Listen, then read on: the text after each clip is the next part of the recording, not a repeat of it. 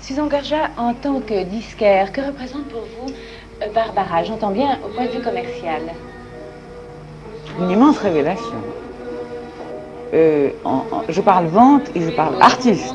Oui. C'est une des 10 plus grandes vedettes, maintenant. Et auprès de quel public se vendent les disques de Barbara? Je dirais un public intellectuel, mais ça fait toujours un peu peur. Disons intelligent. Les gens intelligents. Les gens qui achètent Brassens, les gens qui achètent Brel, les gens qui aiment les choses qui sortent de l'ordinaire, les choses qui leur apportent quelque chose. Peut-être aussi une pointe de snobisme. Ah bon? De snobisme intellectuel, ça existe. Ça, oui, ça évidemment. Et les jeunes? Beaucoup de jeunes. La jeunesse aime Barbara. Beaucoup de jeunes, ça se situe entre 20 et 30 ans, disons. Disons, le grand amour pour Barbara, c'est 25 ans. Ils aimaient Jeanne Sylvestre et je pense qu'ils avaient besoin d'autre chose. Et Barbara l'a amené, brusquement, avec plus de charme, plus d'imagination, plus de poésie. C'est cela. Barbara est tout de même une femme assez insolite, au fond, quand on la regarde, Elle est tout à fait insolite. Alors, en tant que femme, que pensez-vous d'elle? C'est affreux ce que je vais dire comme disquaire, elle m'est insupportable. Pour quelle raison? Donc, elle m'est insupportable comme être humain, physiquement et à voir. Je ne l'ai vue qu'en télévision, je ne l'ai jamais vue vivante. Oui, vous ne la connaissez pas. Je suis consciente de son charme, de sa présence. Je ne sais pas si je m'entendrai avec, peut-être très bien remarqué. Qu'est-ce qui vous gêne dans ce personnage? Je trouve qu'elle a l'air inquiétante. J'employais un terme avec un ami l'autre jour qui était foyable, mais enfin qui est sincère. Elle a l'air vénéneuse. Oh, vous êtes très... Vous allez très loin. Ça n'est pas méchant, je dis la vérité. Vous me demandez ce que je pense. J'aime ce qu'elle fait. Je ne l'aime pas. Non pas au point de vue esthétique, elle est esthétique, elle a même une race folle. Elle a un beau visage, elle a un beau visage, elle a une belle ossature, elle a de beaux gestes. Mais elle m'est parfaitement contraire. Eh bien écoutez, Susan, avec nos téléspectateurs, vous allez découvrir Barbara et je suis persuadée qu'après cette émission, vous allez l'aimer, j'en suis certaine. Je le souhaite.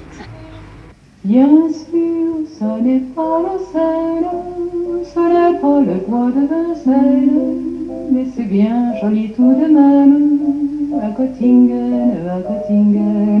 Pas de quai, pas de rengaine, qui se lamente et qui se traîne, mais l'amour y fleurit quand même, à Göttingen, à Göttingen.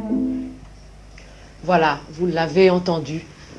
Vous allez la voir tout à l'heure. Oui, Barbara, c'est une grande dame de la chanson, on en parle beaucoup actuellement. C'est aussi une merveilleuse ressource de clichés pour journalistes. Ce cheveu ras, cet œil noir, cette bouche pulpeuse, cette attitude d'if, rêveur. Mais aussi, et c'est une chance, parfois je me demande comment il se fait que je la mérite, mais c'est aussi une grande amie que je connais depuis très longtemps, depuis une quinzaine d'années. Et l'amitié avec Barbara, c'est quelque chose de terriblement exigeant. Enfin, il faut pas faire des phrases, mais tout de même, il y a quelques jours, je lisais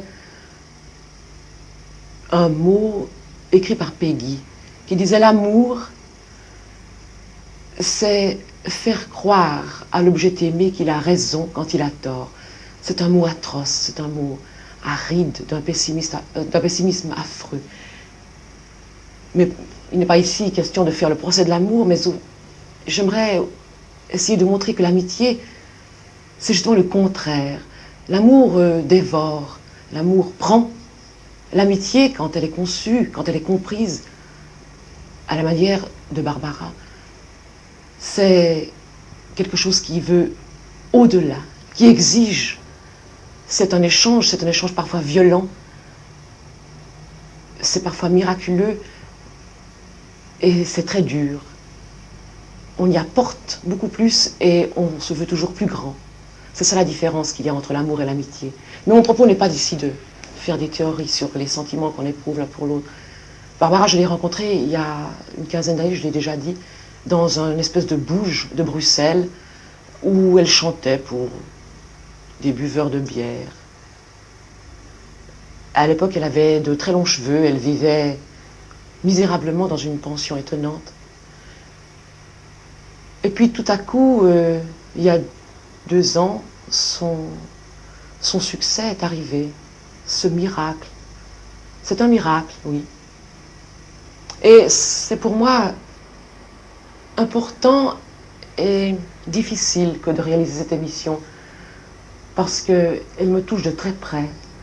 Il est difficile pour une journaliste d'interviewer d'abord n'importe qui, tout le monde, et puis sa meilleure amie, avec laquelle on a des rapports plus étroits, plus secrets, et qu'il est délicat de mettre en lumière. Mais malgré tout, cette émission, j'y tenais tellement qu'en définitive, maintenant qu'elle passe, j'y vois comme un très beau cadeau de Noël que Barbara m'a fait et que je veux partager avec vous. Barbara, c'est gentil de nous accueillir dans votre loge. Merci, mais vous détestez les interviews, n'est-ce pas? Oui, ça dépend. Ça dépend desquels. Celui-là, par exemple, vous l'accordez-vous? Celui-là, pour l'instant, m'est très agréable. Merci. Vous savez, ou bien vous ne savez pas, d'ailleurs je vous l'apprends, cette émission que nous sommes en train d'enregistrer s'appelle « Il n'y a pas de miracle ».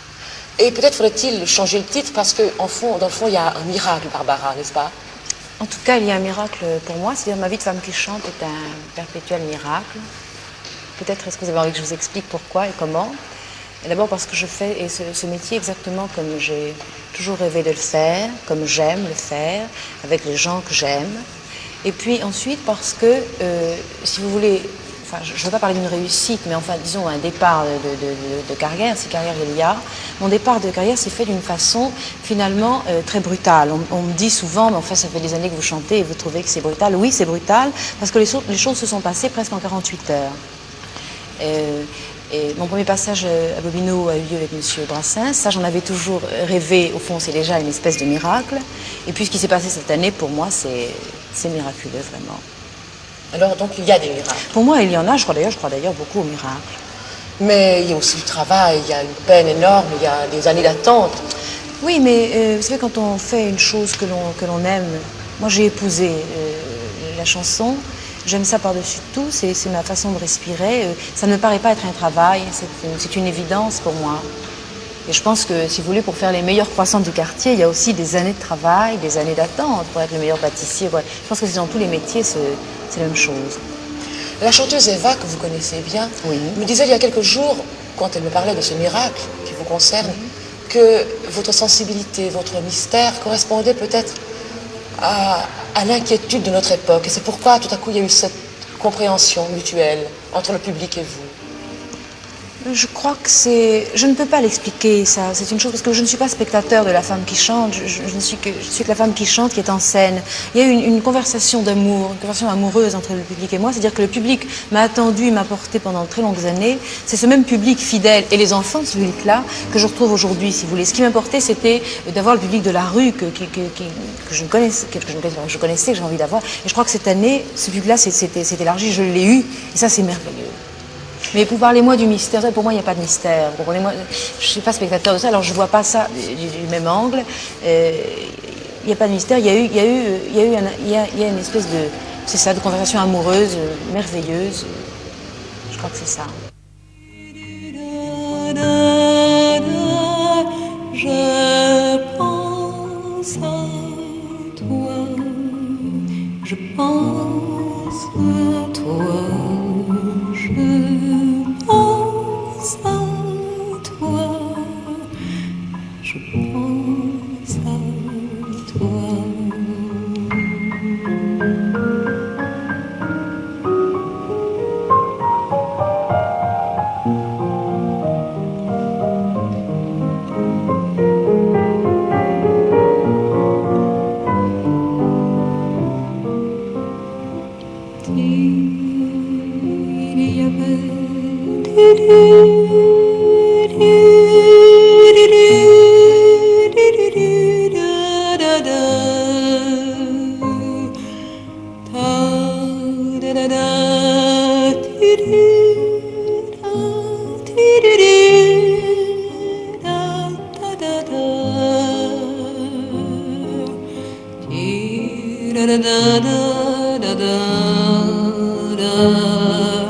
Ti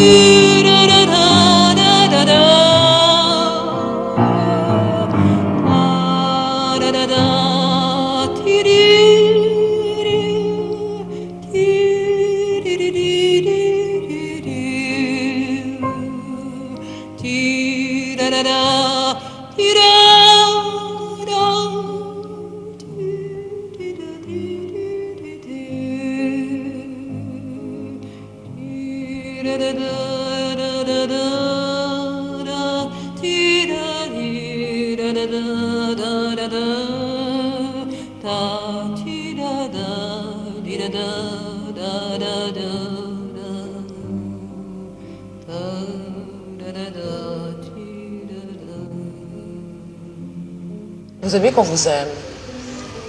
J'ai besoin, j'ai besoin comme tout le monde qu'on m'aime, mais que quelquefois, oui, enfin, au moment où je suis là, assise à ce piano, j'aime qu'on m'aime, et j'aime qu'on ne m'aime pas d'ailleurs, parce qu'il y a il y a un combat extraordinaire. J'aimerais pas du tout rentrer dans une salle où, bien sûr, quand on rentre en salle en scène d'une façon très différente, quand on sait qu'il y a un public qui est là, qui est venu, qui attend, c'est sûr. Mais c'est un autre combat, c'est-à-dire que ce combat-là est à la fois merveilleux et difficile, parce qu'il ne faut pas décevoir ces gens qui sont venus et qui savent et qui attendent et qui exigent de vous tellement de choses que c'est un combat. D'ailleurs, c'est un combat tous les jours. Pénible.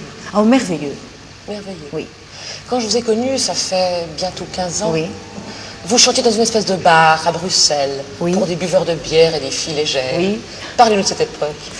Ah, mais c'est une époque, une époque qui m'a faite, si vous voulez. Moi, je savais, je n'aime pas parler du passé ni de l'avenir, mais c'est une chose. Bruxelles était une chose méconnue en Belgique, et c'était une chose très, très importante pour moi. Si vous voulez, c'est très curieux parce que dans cette ville se sont passées les choses graves de ma vie de femme qui chante, c'est-à-dire que c'est la première fois, en fait, que j'ai chanté. Mes débuts se sont passés là-bas. Et le bar dont vous parlez était un bar où venaient effectivement des aviateurs. Enfin, c'était assez étonnant comme ambiance. J'étais avec une jeune femme extraordinaire qui était une pianiste, une géorgienne, qui jouait la Passionata. Et puis après la Passionata, on lui demandait de chanter le petit vin blanc. Non, à cette époque-là, il y avait un autre succès, je ne me souviens plus maintenant. Et c'était étonnant, ces gens qui venaient au départ pour des raisons très précises, et qui sont venus après autrement et qui ont eu un œil plein de tendresse, c'était merveilleux. J'ai beaucoup aimé, moi. Je ne sais pas, je me souviens de Prudence, on ne va pas en parler là, parce qu'on n'est pas là pour ça, oui. Étonnant. Et puis après, il y a eu cette longue période de succès, d'estime, où, je le sais, vous aviez presque à peine de quoi vivre. Et qu'est-ce qui vous poussait encore à votre piano? Vous l'avez dit, c'est l'amour de la chanson, bien sûr. C'était même, je ne sais pas, c'est l'amour de la chanson, oui. Enfin, c'était un besoin c'est ma respiration. Sans chanter, je ne respirais pas. J'étais dans cette époque comme ça qui était un peu difficile. C'est vrai, elle l'était d'ailleurs. Je ne me souviens pas des difficultés de cette époque, si vous voulez. Il m'est resté la joie non, je ne me souviens pas. Je me souviens d'un souvenir merveilleux, mais comme ça, que nous n'évoquons pas puisque les gens qui sont là ne sont pas au courant, donc ce serait discourtois vis-à-vis d'eux. Mais je ne me souviens pas du tout des malheurs. Je me souviens des souvenirs, des choses, des personnages étonnants que j'ai rencontrés à cette époque-là. Une petite cantate du bout des doigts, obsédante mais maladroite, monte vers toi. Une petite cantate comme nous jouions autrefois, seule je la joue maladroite, si mi la ré sol do fa. Cette petite cantate fa sol do fa n'était pas si maladroite quand c'était toi. Les notes couraient faciles, heureuses au bout de tes doigts. Moi j'étais la malhabile, si mi la ré sol do fa, mais tu es parti fragile vers l'au-delà. Ti da da da da da da da, ti di da, ti da da da da da, ti da da da da, ti da da da da da, ti da da da da.